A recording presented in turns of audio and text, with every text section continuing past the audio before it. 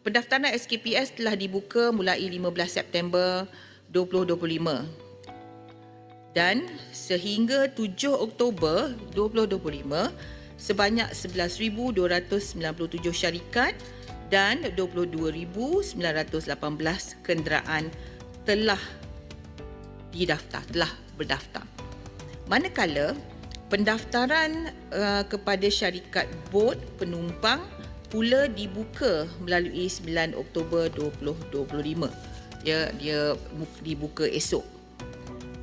Buat masa ini, mekanisme penyaluran subsidi petrol RON 95 untuk syarikat bot penumpang dibuat melalui pembayaran balik tunai terlebih dahulu sebelum kaedah penyaluran subsidi RON 95 dan penetapan kota kepada sektor ini ditamatkan pada akhir Oktober 2025.